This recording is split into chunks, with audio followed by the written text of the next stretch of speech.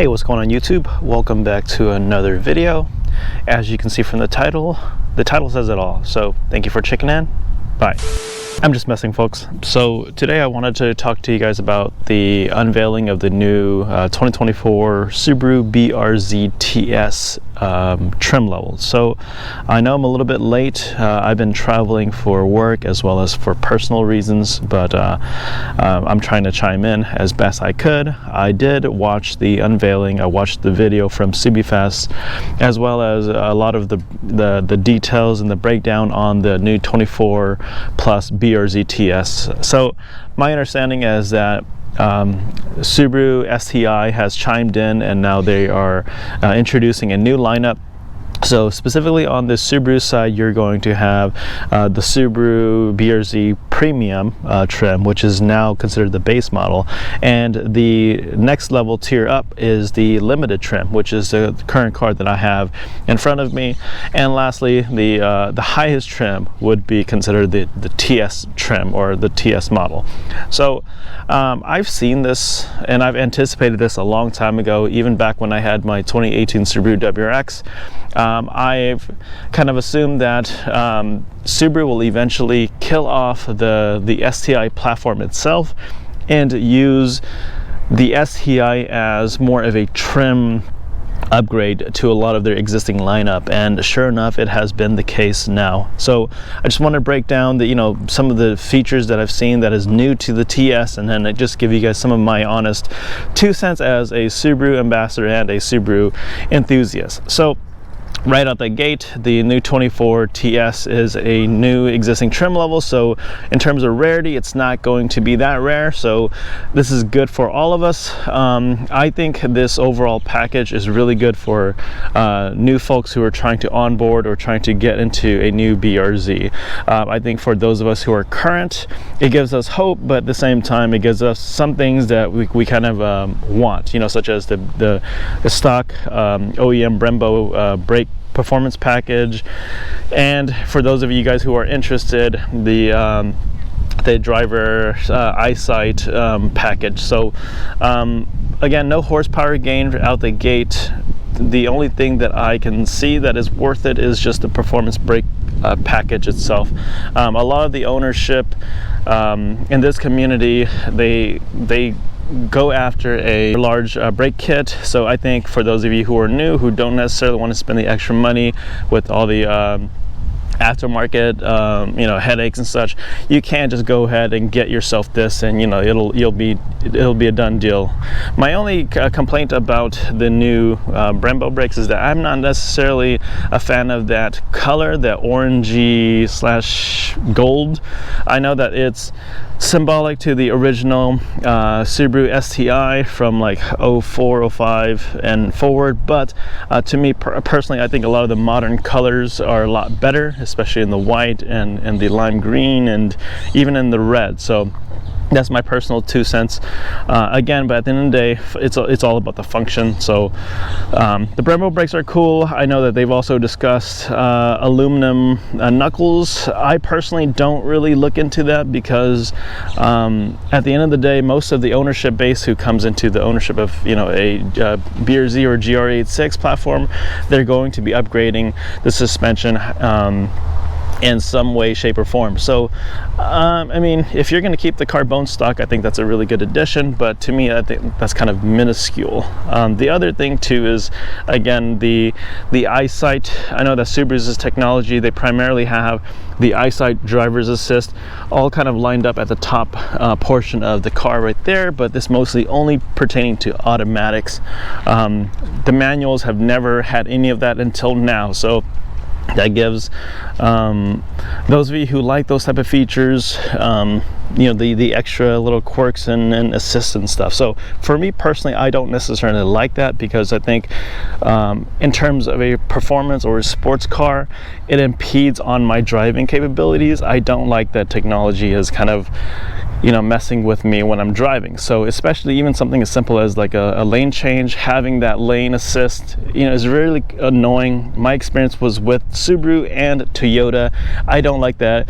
When without signaling, you veer over to the next lane, it'll pull you back. So I think it's kind of hazardous, but that's just my 2 cents on the EyeSight.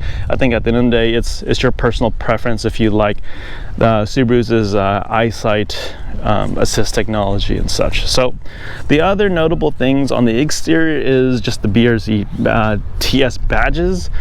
I think it's a little tacky because Subaru loves to litter you with a ton of badging. So like, especially with me having here the OEM front lip, the OEM side skirts, along with the door protector scuff here, as well as the rear spat, it has STI labeled all across the car. And so it's just honestly, at the end of the day, it's just a cosmetic package along with the big brake kit. But other than that, there's nothing else to that.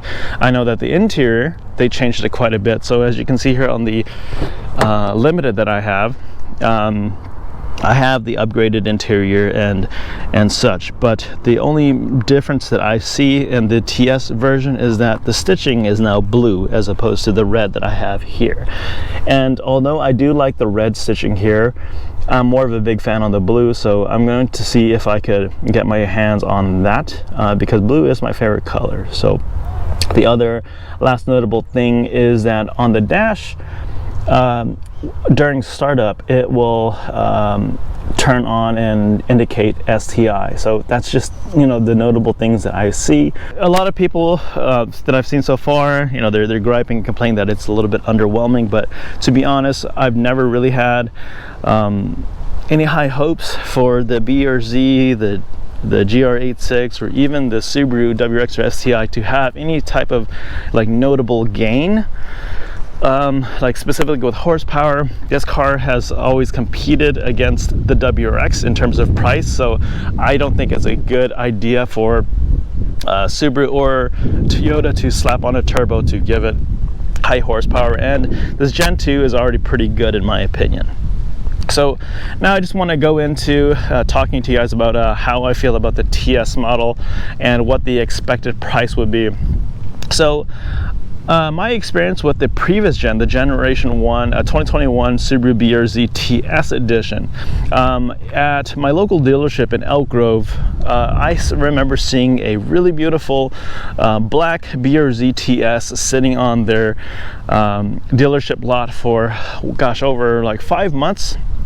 And I remember when it first started, the MSRP that they indicated on that car was about $38,000.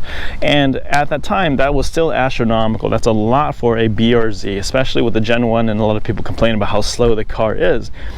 Now, fast forward the 4 or 5 months, that car dropped all the way down to $30,000 MSRP. And at the time I was definitely considering, I was like, man, that's actually a really good deal for a BRZ TS. I really liked the Generation 1, how it really looked like, and I also really liked the way they had the wing. So I considered it, and shortly after, I think someone picked it up, or either that or they got rid of that TS model.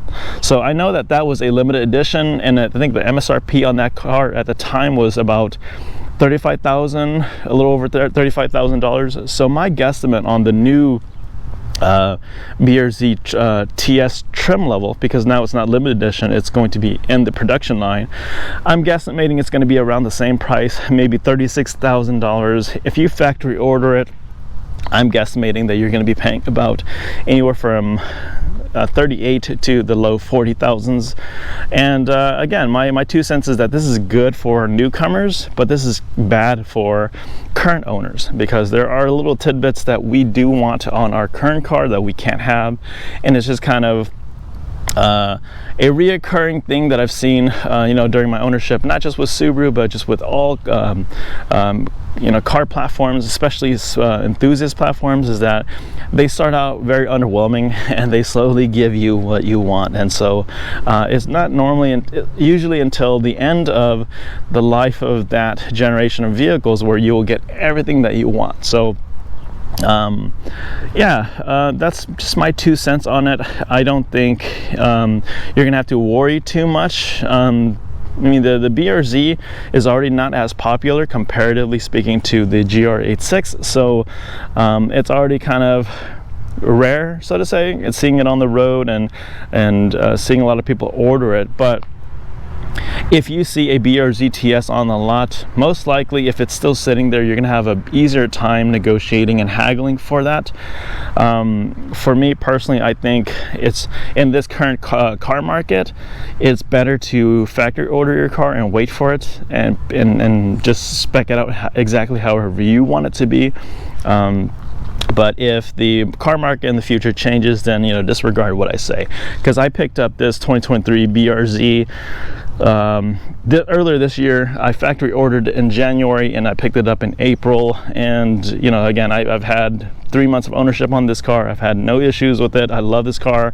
I'm starting to understand the dynamics of this car, and I'm starting to see little things that I want to improve on this car, especially with the tune and driving styles and such. So that's just kind of my 2 cents on the BRZ TS trim level. Hope you guys like this video. If you do, give it a thumbs up. Otherwise, I will see you guys in the next video. Peace.